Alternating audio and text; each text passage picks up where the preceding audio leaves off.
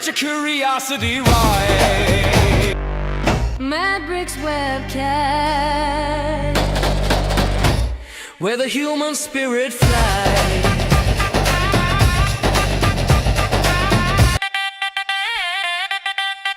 Matrix webcast. Where the human spirit flies. Hey, welcome to the Medmix webcast. Let me turn off this. Welcome to the Medmix webcast. I have a formidable healthcare champion. He is a former CEO of Kaiser Permanente. Honored to have him. He's been on the podcast for a few times. Really, he's a well-informed. He knows one of the few, I would say, people who knows healthcare system in and out. In the top 5, I say he's one of them, definitely. So I learned a lot from him, his books and his talks and his podcast. It's a very informative. I all encourage you to listen to his podcast about the healthcare. So I come from a different background a little bit, physics background, and spent a lot of time in healthcare. But anyway, in any case, let me. This is a wonderful discussion we're going to have. He's a former CEO for Kaiser Permanente. It's a huge organization, as people don't know in other countries. But Kaiser is a very big force here. He has a big health plan here in this country, in the United States, particularly West Coast and even Atlanta, where I'm from. Atlanta and all those places, very active, Kaiser Permanente. Okay, without further ado, let me introduce you one of the chief guests for me, Dr. Robert Pearl. She's an author, he's a Forbes contributor and a podcast host. Let me bring him to the table. Let me take this one out. Hello, sir. How are you? Welcome to the MedBix webcast. I'm doing well, and it's always an honor and a privilege to be with you, having a good conversation about healthcare and hopefully educating the listeners. Dr. Pearl, I was not thinking. I was always here. Anytime you can come to this podcast, but when I saw your podcast with the Mark Cuban, it is such an engaging conversation. It is eye-opening for all of us in that sense. What is going on behind the scenes of the healthcare systems?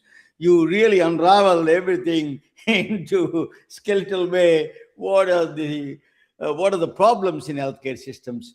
So, I wanted to ask you, let us start with the just a step-by-step hierarchy kind of thing. I want to start with, we will go back to his main focus is, your conversation main focus is with the PBMs, that's a pharmacy benefit managers.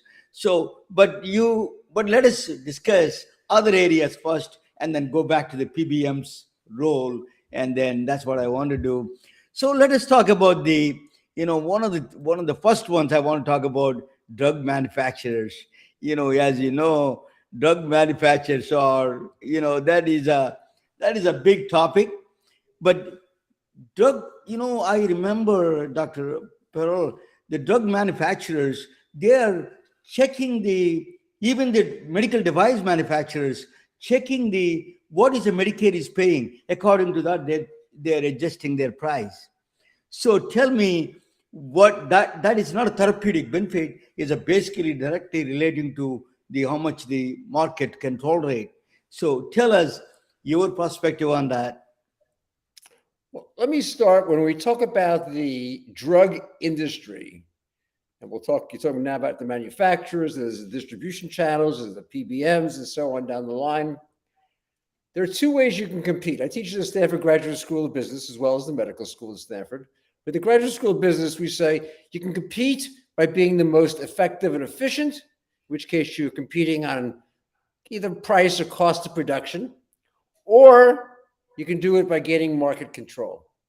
And every place I look inside the drug industry, it's all about market control. So you're starting right now with the manufacturers.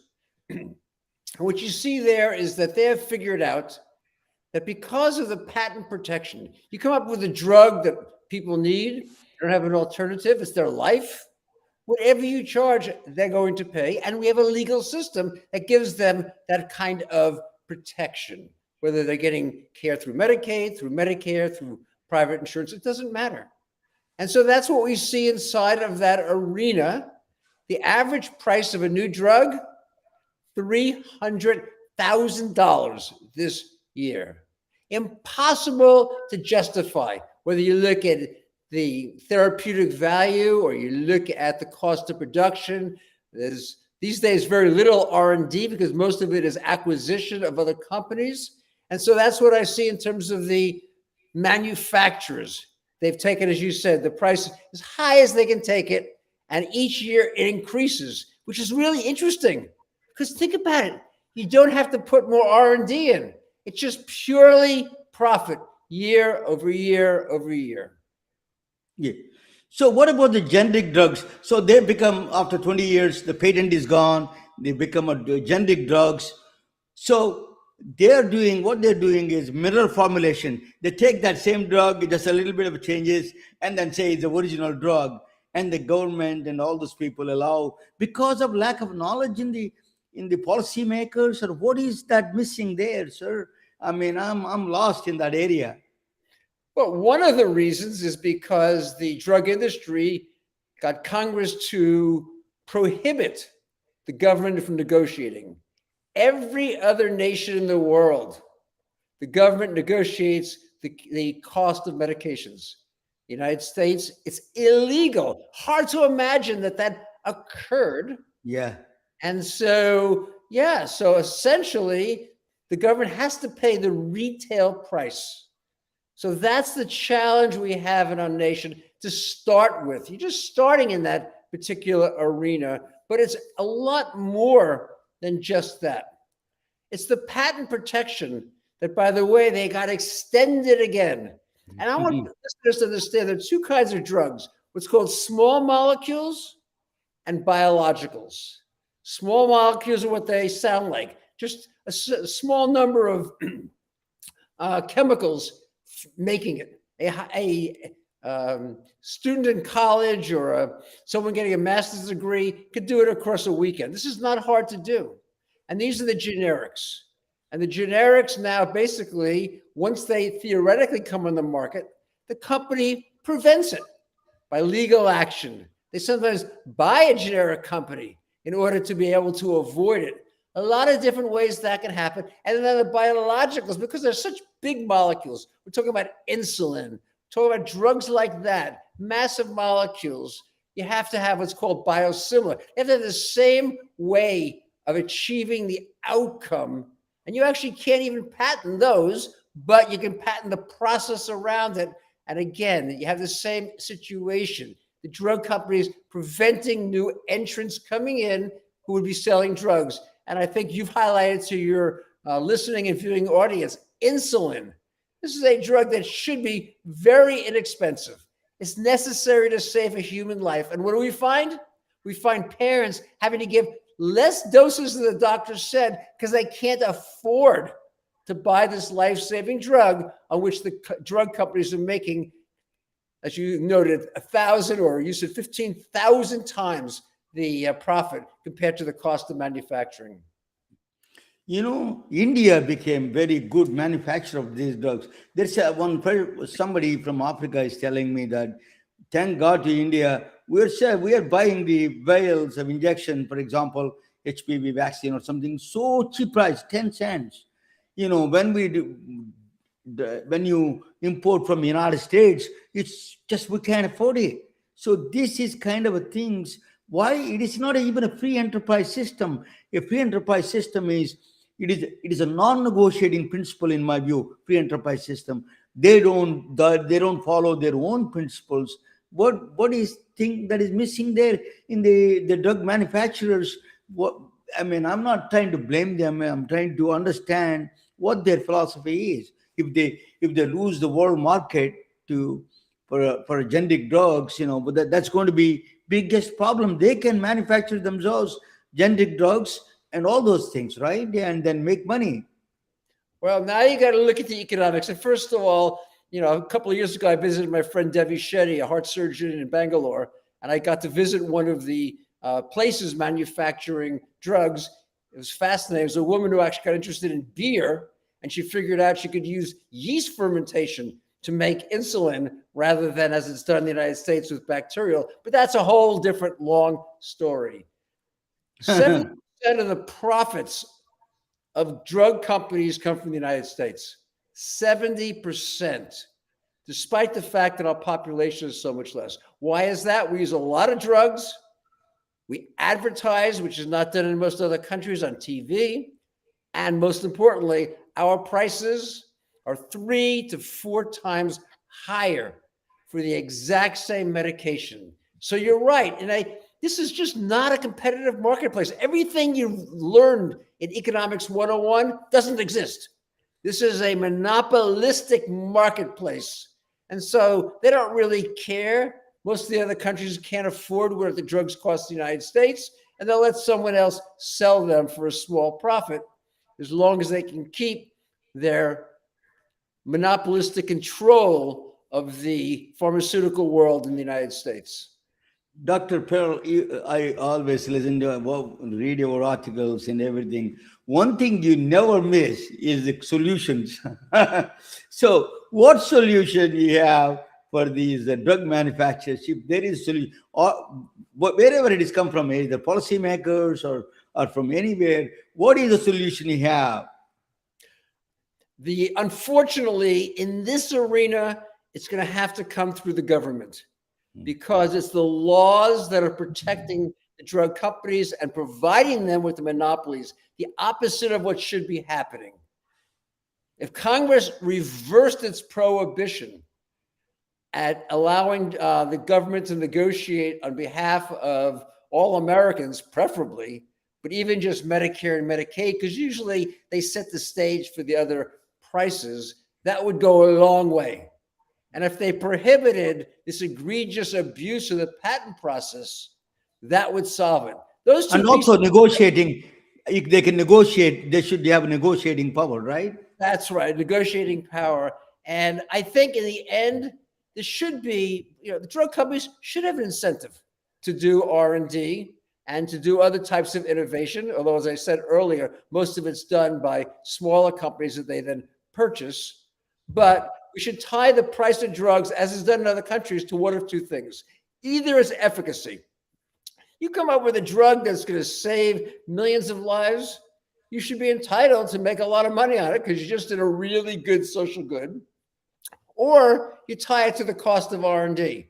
You invest a lot of money in developing something on behalf of the American public. That's a risk, and you should be rewarded for it. Neither of those two things exist today. There is no relationship either between efficacy of the drug, a drug that extends life by 7 days or 2 weeks, can cost hundreds of thousands of dollars, and drugs for which there is zero R&D invested because it's already been developed by someone else. Again, prices can be set at almost any level as long as the market has been monopolized. So that I think it has to become from you need to be in the policy level, explaining to the policymakers that's in Congress. Second, I want to do let's go to the next step: health plans. Health plans are I used to be part of the small HMO networks, and I used to help them to manage the health HMO networks. I learned from Prime Care, Dr. Reddy, and other plans in Atlanta. I did a run around these plans. It came with the good intentions, HMOs and all those things, but along the way, they just not producing the results the healthcare deserves and patients deserves.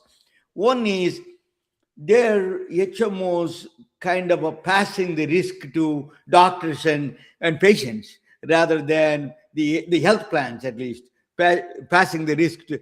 Tell me your idea about the health plans and what are the challenges with them to fix the healthcare system, and your traditional, what is the solution for that? So the overall health plan, not just specific to medications. I'm a big believer in the idea of incentives. You know, Charlie Munger said, tell me your incentives and I'll tell you the outcomes you go when you get. Have incentives that reward volume, you're going to get more volume. So you've got to shift your incentives. So the first thing is we need to move from a fee-for-service system to a capitated system, a single payment made to doctors and hospitals to take care of a population of patients with the opportunity to financially benefit when they can keep people healthier. If there's one statistic that I think is so important that everyone understand relative to the US healthcare system, it's the following. If we could control chronic disease, as you know, chronic disease is an epidemic, whether it's diabetes or whichever problem you want to look at. If we could control it as well as the best organizations in the United States today, not perfectly, just as good as the best ones are doing, we would avoid 30 to 50% of heart attacks, strokes, cancers, and kidney failures. Think about that. What would happen if we did that? Now, as soon as you capitate, now you create every incentive to do just that. You do best when the patient stays healthy. You do best when you avoid the complication of the chronic disease by better management. You do best through prevention.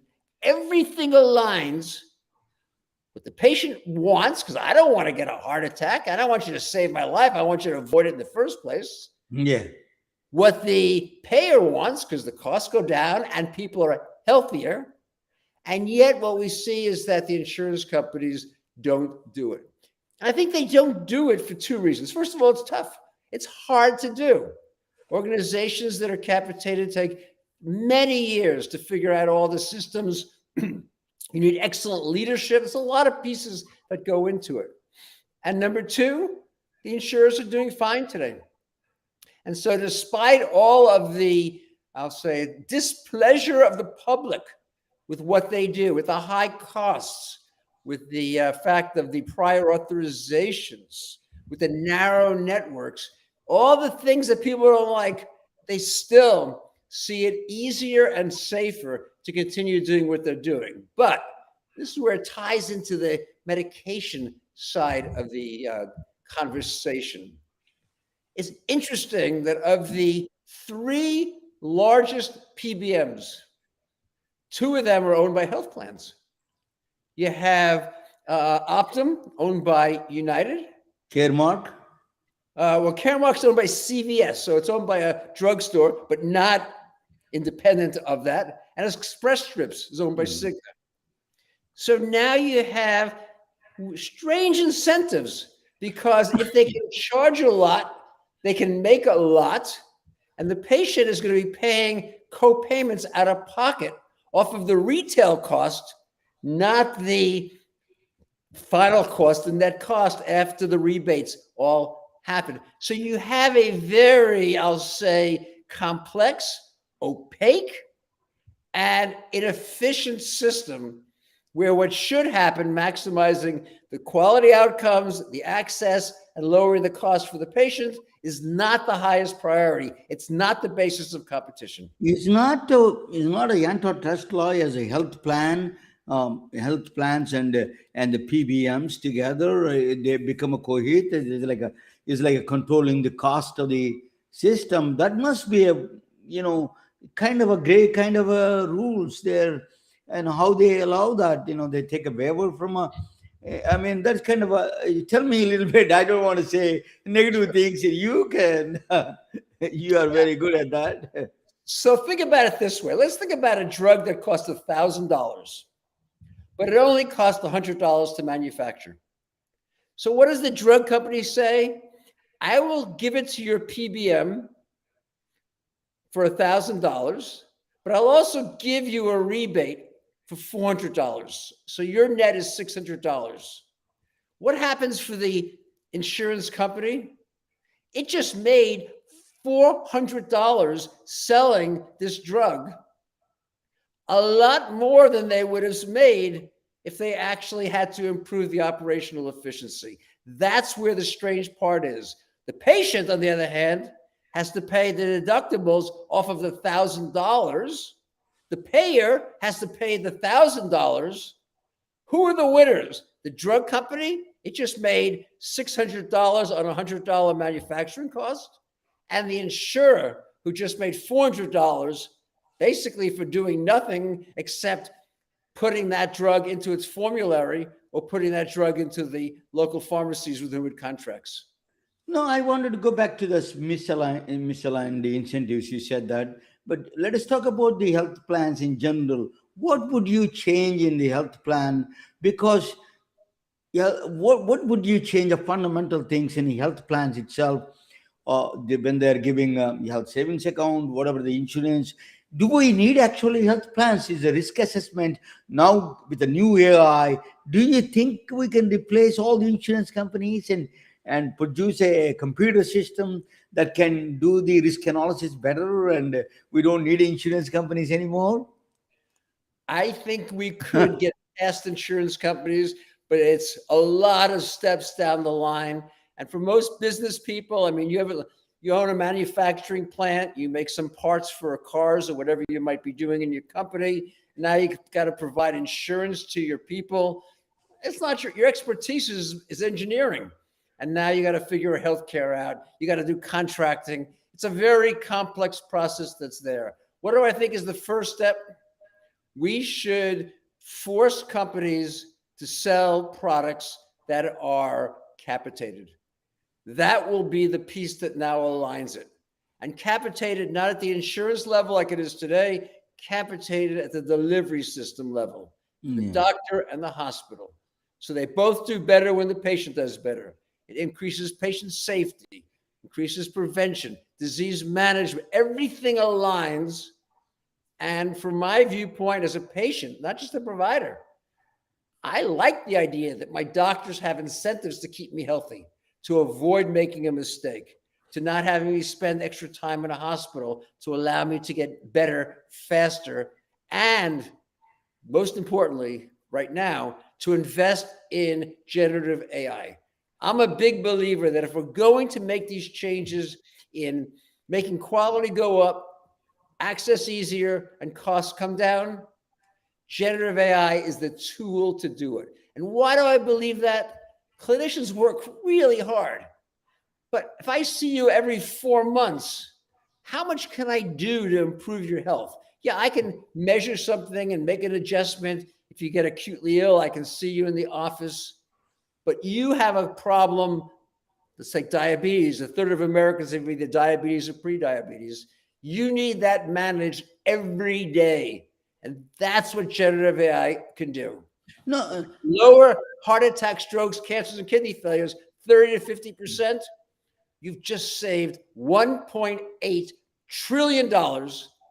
You've lengthened life expectancy, which, by the way, is no higher now than it was in 2010. You've improved people's health because the added years are going to be good years, not bad years. Everything is great, except the companies that today are making money on it, who would find themselves making potentially less money in the future.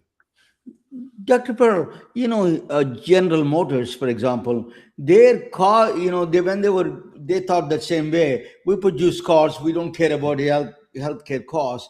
But eventually, what was the biggest lesson was their healthcare costs exceeded more than their steel. It just doesn't make any sense. So they need to understand what the healthcare system, they need to put more resources for that kind of a process. And what's going on is not, we cannot dissociate. Okay, yeah, I don't know anything about health plans. I think benefit managers can do a little bit more action and more on educational things, and then they can be involved in the price dynamics itself. What do you think? Well, let's just look at the numbers. The United States spends $14,000 per American person on healthcare. Switzerland spends $10,000. Germany spends $9,000. Every other nation spends less than half. And if you look at the 12 most industrialized nations, we're talking about Great Britain and France and places like that, we are last in life expectancy. We have the highest maternal mortality rate. We have the worst childhood mortality rates that's out there.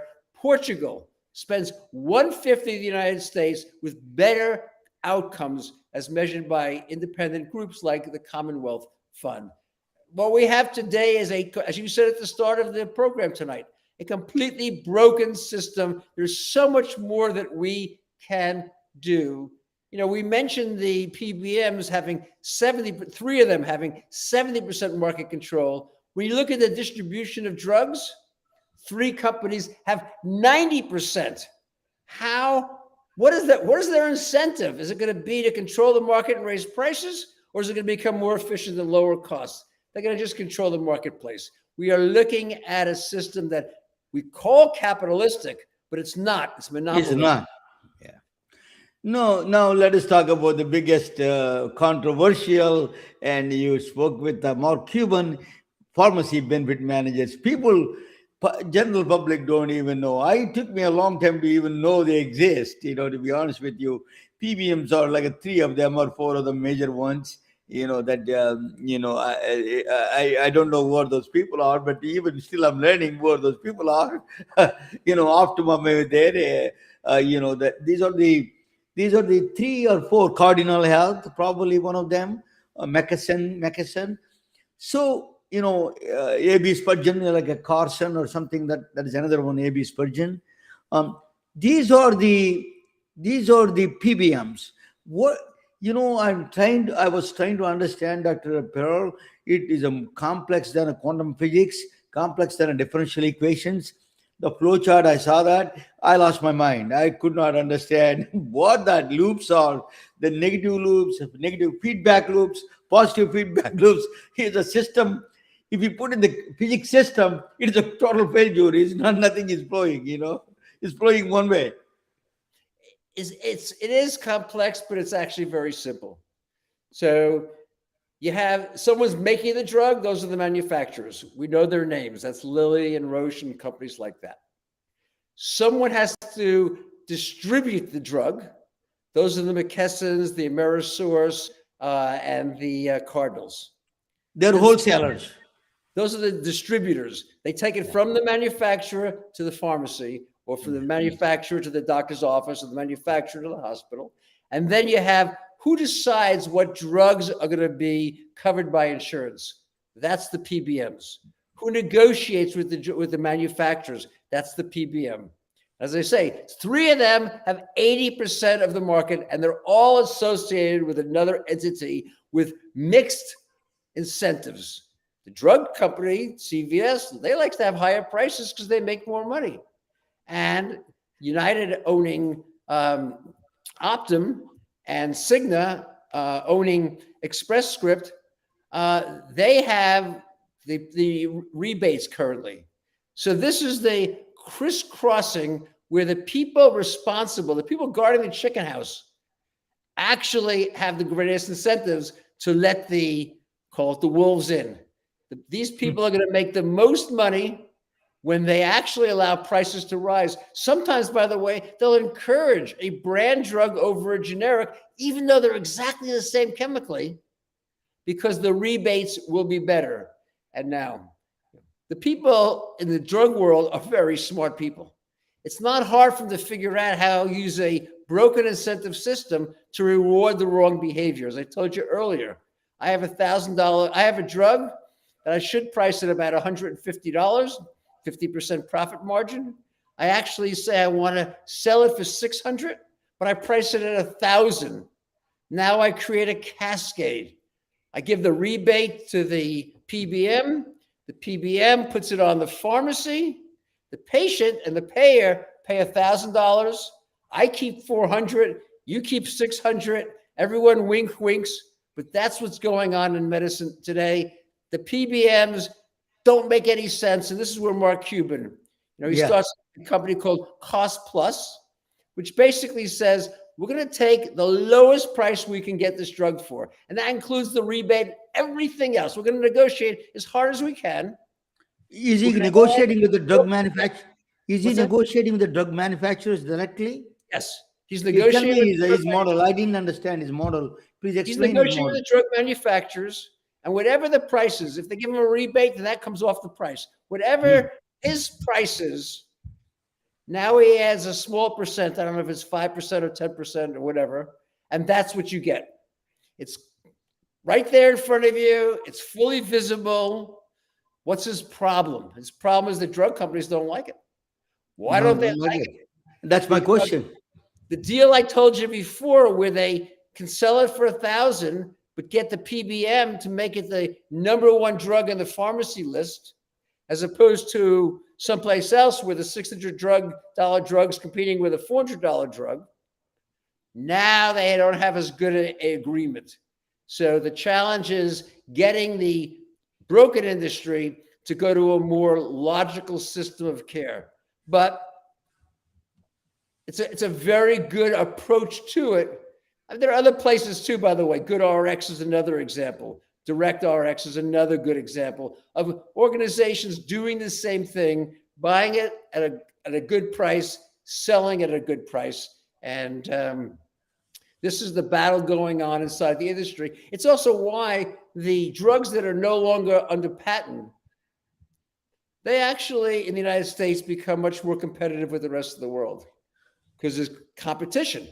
But the ones under patent, that's where the monopoly is. And as that patent gets extended from 9 years to 13 years to, in some cases, 20 years because of all the legal pieces, now you have prices of drugs that have gone up year over year over year, twice the rate of overall inflation. I never imagined Mark Cuban to be David and the drug companies are Goliath. He's already a billionaire. I thought, well, everybody, but he's facing bigger than him, a bigger money, a bigger thing. Is challenging all these drug companies. How does he? What is your discussion about with him? How is he fighting those big David and Goliath fight? Well, he's a big guy. He owned the Dallas Mavericks, and he's on Shark Tank, and he's a pretty wealthy type of guy. So at some point in your life, some of us decide that we just want to make the world a better place, and if we can make a reasonable income at the same time, that's a really good thing to happen. So I think he's just not greedy. And if you ask me one word that defines what's going on in American medicine today, I'd say it's greed. Now, again, I want to be very clear for listeners and viewers. Some people don't have that opportunity. Clinicians in general are struggling. I want to be clear about that. But when we're looking at the drug industry, we're looking at some of the hospital industry, we're looking at the insurance world. I think these publicly traded companies are simply trying to maximize the profit, regardless of the impact it's going to have. I can't find very many examples where they've said, well, we could charge more, but we're not going to. I think that's a little bit of what Mark's trying to do. He's trying to say, I can charge more, but I'm not going to. And that will be my business model. And I'll have a reasonable profit, but not an exorbitant one. So there is kind of a competing with the wholesalers and a whole like a distributor, right? Is a kind of a contributing. Is trying to compete with the McKesson and those people, right? And the McKesson and Cardinal Health. Those are people he's trying to compete. So let us talk about a little bit about this drug. We went through a little bit. So what do you think is drug? These are big ones like a McKesson or these people, I don't want to name them, but these are wholesale or distributors. What could be, I want your solutions, what are the things we need to do, solve this problem? So what are the things that they're doing wrong and what we can do about it? Well, again, I think whenever you have a relative monopoly, and I said 3 of them, we're talking about the McKessons, we're talking about the Amerisource, we're talking about Cardinals. Those 3 have 90% market share. I don't care what industry you're in. When you have a huge industry with a limited competition, you're going to be paying a lot more money than if you actually had some type of true competition going into place. If it's a small industry, 3 can sometimes work because it's a small industry. But you're talking about, drugs are now close to 20% of total spend, and total spend is now approaching $6 trillion. So you're talking about over $1 trillion in the end of all the different parts of that process. It's just ripe with the opportunity to use monopolistic power to raise prices, not on behalf of patients, but simply on behalf of your shareholders. Now, you can argue, well, that's the job of a company. I mean, there are companies that do it. The problem is when you're talking about healthcare, you're talking about the equivalent of, I don't know, electricity and gas in the winter. If we allowed companies to raise the price of gas and electric in the winter, I guarantee it'd be twice as high. And if you live in a place with a lot of snow, you'd have no choice but to be able to pay that price. And that's why we have limitations on it.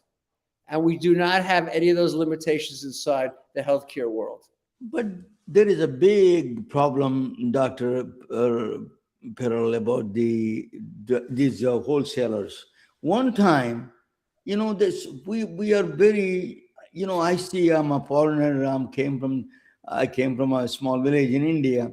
One thing I saw that here is very stunning to me is that the American public, the assault by these companies to the American public individuals, and then is a systemic problem. They make it as an individual responsibility. These drug companies, they were facing up trials right now. These wholesalers about the opioids, the drugs they push it to the market, and they say, oh, that's systemic. They're drug abusers. We can't hide them. 50% of them are drug tested positive. How can we, innocent Americans, they are victims here? You just to push them as a patients, or they are the culprits. That's what bothers me in that sense. A systemic problem, non-transparent. There's opaque, and then at the end blame the patient. It is not pristine system there. I concur with you. I think that there are some patients who were drug seeking, but we know that a lot of patients became drug addicted because of prescriptions. We know that there was quite a number of physicians who made a lot of money writing the prescriptions. In any system of the size of healthcare, it's not a single actor. It has to have a continuum of actors that are there. And so when you start with high drug prices, you now have the ability to negotiate deals that don't benefit the patient, but benefit someone else. And that may be the PBM, or maybe the distributor, or maybe the pharmacy. So at every point along the way, excuse me, and in the opioid world, you also had the problem of just doctors who recognized, oh, I could write 100 prescriptions or 200 prescriptions. It wasn't very many of them, but they could create tremendous damage because they could create a volume that met a need that in this case was an addiction once the people were on the drugs. What's also interesting to me is a lot of people went into heroin, and by heroin extension fentanyl, because it was cheaper than the drugs they had to buy. That's so interesting to me. The drivers of that change. No, and again, I just don't. I'm someone who thinks well of people. I don't think they're bad people doing any of these things. When the incentives are misaligned, when the systems are broken, problems are going to happen. Yeah. And in this particular situation, when monopolies can be achieved easily, prices can be driven up, compensation can go way up, you're going to see that. And over time, what you're seeing is shrinking and shrinking and shrinking. The number of half of communities in the United States don't have hospital competition. Prices go up. Hospitals acquire doctors' practices. Now they have a monopoly of cardiologists or urologists, oncologists. Guess what happens? Prices go up. Every place we're looking, seeing the same phenomenon in American medicine. And here's the thing that so many people don't recognize. They assume the problem is the insurance company. They assume that the cost is borne by their employer because they get provided health care. But no, what ends up happening is that as an executive, as a CEO, in your mind, benefits, meaning healthcare coverage, plus salary is a constant. If this year you made 7% more money and you can give out 6% more salary and benefits, and 5% go to benefits, you can only give out 1% salary. If it's 3, you can give out 3. If it's only 1, you can give out 5. That is what people are missing. And we've seen wages stagnate across the United States for a couple of decades. And we're seeing today over half of Americans cannot afford the deductible if they got sick. The only reason they're okay is they don't get sick, so they don't use all of the deductible. Half of this nation, we are sitting on a powder keg, and it's going to go off very soon. Probably still the same numbers I did. Healthcare premiums and costs this year up 9%. The average employer is spending $27,000 every year for a family of 4. That's like giving every worker a new car every year or a Mercedes every other year. It's just not, it's going to erode the competitiveness of our country. The challenges created by medicine extend way beyond medicine. And if you follow the patients, it's going to get worse, not better. the end of the totem pole is the pharmacist. Then all the people go to the patients, go there and they blame, even though we are not using, pharmacists are well-educated people. We are not using them, their education, their expertise. Just they became a pill, counting the pills. It's like a machine. So what are do you need with these unnecessary layers that we exist? Maybe we don't. I'm not sure your opinion on that one. What do you think about that? If they are just counting the pills, it doesn't make any sense. We are wasting their additional layer of expenses. I have tremendous respect for pharmacists, and in the hospitals where I've worked, if you have a bleeding issue, you're on a drug, Coumadin is a classic one, that makes your blood not coagulate well. There's a level on which if it does too much, you bleed, and too little, you clot when you don't want to clot. So you want to hit that sweet Goldilocks spot. That is now being done almost only by pharmacists. And guess what? The results are better when pharmacists do it than when doctors do it. Why is that? Because they're completely trained on the medications. They know exactly what to do. And so I agree with you in a lot of different areas. But one of the things that to me is going to be very interesting is the state of Utah has now made it legal for a generative AI tool to prescribe a drug to a patient with a chronic disease, to monitor it. Because these are just algorithmic approaches. And so I think pharmacists could do it very well. I think generative AI is likely to do it into the future. We are at a point where we're going to see a major disruption in American healthcare, where we're going to have all these opportunities to raise quality and lower costs, and we're going to have tremendous resistance. By the way, we're seeing the same thing across every industry. So medicine is not going to be unique, but it also will not be unique. It will be part I'll of come back what to we the do. technology.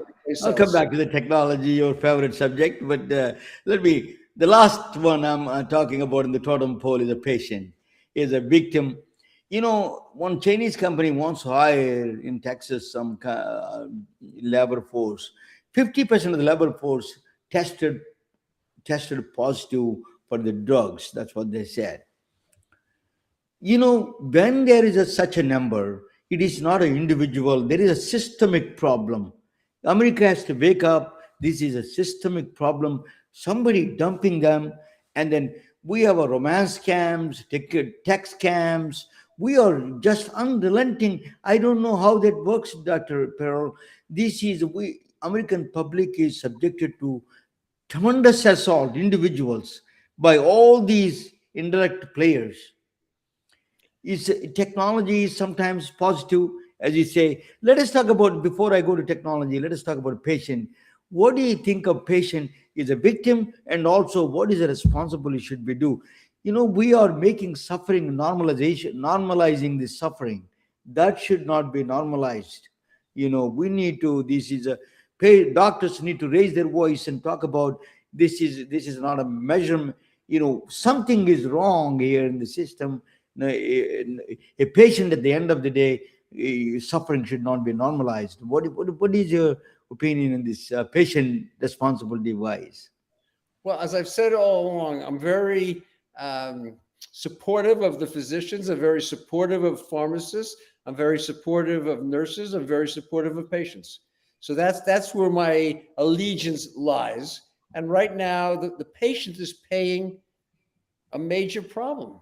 They're paying a major problem because they can't get care that they need. They can't get the diseases well controlled. They're paying too much for the health care they receive and the outcomes that are accomplished, and they are relatively powerless.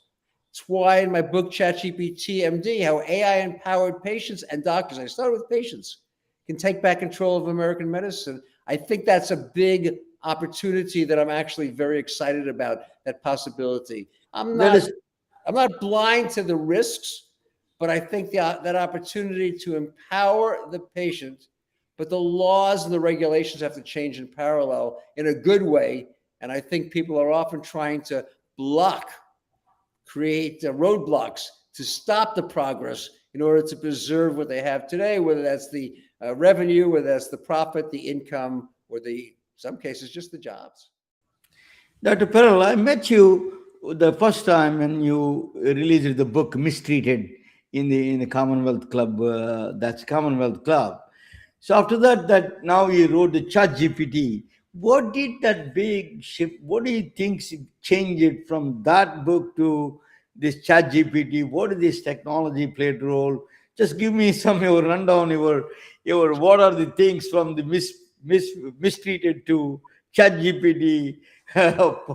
Your progression of your thinking. So as you point out, I've written 3 books. The first one, Mistreated, was about the broken healthcare system.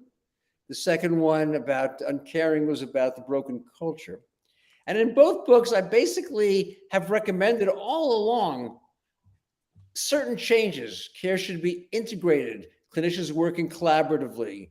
They should be using modern technology. They should be getting paid on a capitated basis based on the quality of the outcomes. Pay for value, not pay for volume. And it needs leadership. But in both of my first 2 books, before ChatGPT came out, the challenge was, how can they accomplish it? And this is where I really like what you just said to me about the patient, because I believe patients don't want to be sick. They want to get better. We haven't had the tools to help them. Eat better. What does eat better mean? I don't make enough money. I come from a background, you're from India, and you want to eat certain foods that are different than what the person in the next house does who's from Japan, and that's different than the next person who's from Mexico. Everyone has their own preferences. Well, ChatGPT or any of the generated tools, Gemini or Claude from Anthropic, any of those tools are capable of helping you. You want to exercise. Well, we tend to think about exercise as going to a track and working out. Well, people work. Well, no, there are things you can do in your house. You don't need to buy a fancy machine or heavy weights to do it. So there's all these things that we can now do to empower you. You have a chronic disease, a hypertension. How are you doing? You got to wait till you see the doctor 3 months from now. No, you can get a blood pressure cuff. You can put all the data into it, and it can do a first and second derivative of how it's going. So finally, we had this ability to be able to support clinicians who want to do it, to be able to empower their patients, who want to better control chronic disease, to be able to accomplish it, being able to interpret data at home. And so that has been the big shift. You know, in my book, ChatGPT MD, I talk about how when Gutenberg invented the printing press, people thought it would just be maybe printing some Bibles. Where are we now today? We have a world in which the majority of people are literate. Back then, it was less than 1%, just the very, very elite. We have universities. Imagine a university if we didn't have any books. How could you teach? So this is where things happen. You know, when the internet came along, we didn't imagine we'd have things delivered to our house within 24 hours, almost anything we wanted, a list of 10 million products you could get delivered to your house. But that's where we are today People are underestimating what these generative AI tools can do because they are simply so new, and they're doubling in power every year. 5 years from now, they're going to be 32 times more powerful. And by that point, they will, I believe that for most patients and most problems, they will be as good as clinicians and potentially have fewer misdiagnoses. Right now, most misdiagnoses kill 400,000 Americans a year, another 400,000 chronically disabled. I think the technology could be better. In the same way that people writing about self-driving cars point out that the mortality rate on a per mile basis is about 1/10 as much in a self-driving car than it is in a human driver. As human beings, we can't accept that, but that's what the data says today. You know, Dr. Pearl, the technology changed so much. I use extensively all the LLMs, ChatGPT, LLM, Gemini. I use all of them. But even they became very smart in a lot of ways. From a hallucinations that have gone down. Became a fan. But there is one, even they are suggesting, even the LLMs are suggesting, there is something science is missing here. My question to you is a scientific principle. You give me your final philosophy. What are the things that policy level and the scientific principles that even if I don't forget about all the policies, forget about the regulations, can we create a mathematical principle, a scientific principles that really helps the patients at the end of the day, and unbelievable cost structures and burdens on them, and this assault on the American public by healthcare system? Well, you recently saw that both OpenAI, that makes ChatGPT, and Anthropic, that makes Claude, have now created a health tool inside its large language model.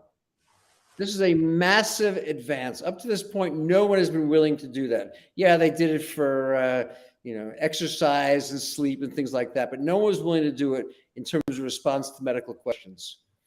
According to OpenAI, 40 million people every day are accessing ChatGPT to ask medical questions.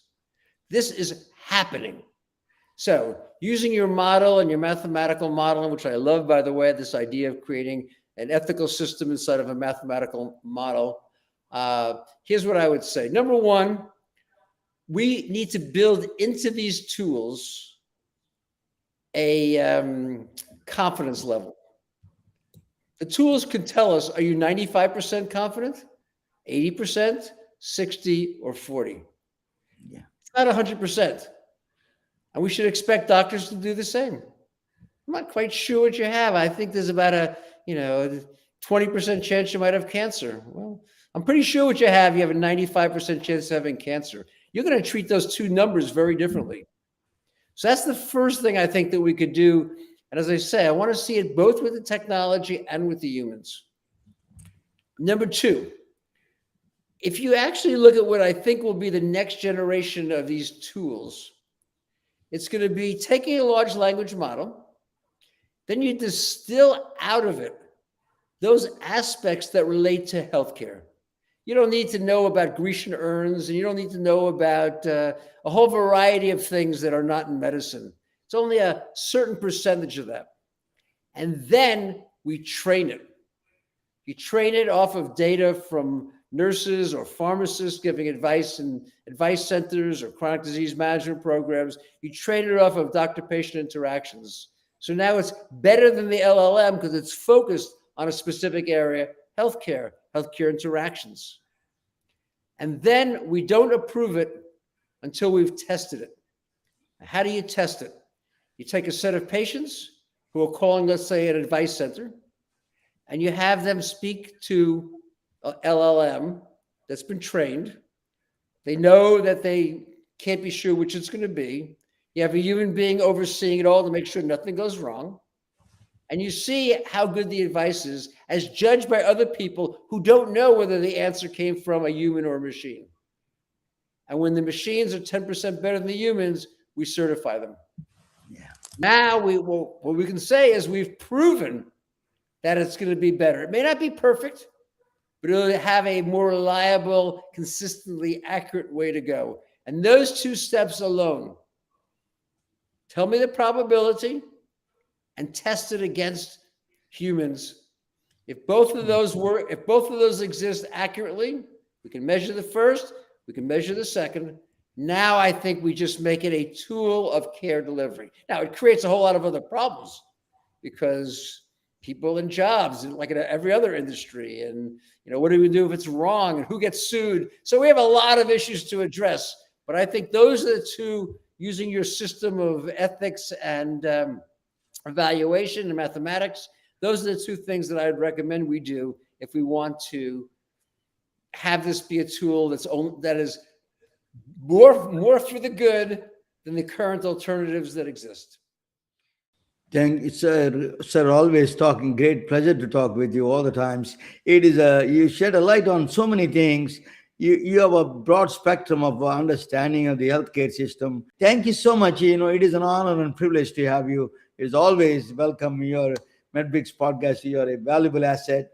I always promote you in my intro, everything. Thank you for so much. Your contributions to healthcare is immeasurable in my view. Your podcast is fabulous. You've done a tremendous amount of education. You've brought in a broad group of people. And I think you have a wonderful way, along with your co-host, Susan, of being able to make it clear to your audience. When it's not clear, you make sure that people clarify and that they understand what's being said. And for anyone who wants more information on what I said tonight, they can go to my website, robertpearlmd.com, where they can find a lot of information. And I've actually just started a short form video where I'll be actually taking on, it's called Controversies in Healthcare, Nice. Controversies in Medicine, to take on the things that you're always asking about solve controversial areas. And I look forward to getting your feedback and others about that particular video. Thank you, sir. Good night. Good night, all of you. Good night. We are retelling their stories through our patented designs that can be worn on scrubs, t-shirts, printed on conference bags, and endless other promotional materials. Daily Wear for Medicine is the first ever of its kind to create curiosity in medicine through visual art. We at MedBricks are celebrating unsung heroes of the past who made enormous contributions to the field of medicine through our unique campaign called Daily Wear for Medicine. You can wear it, carry it, and give it.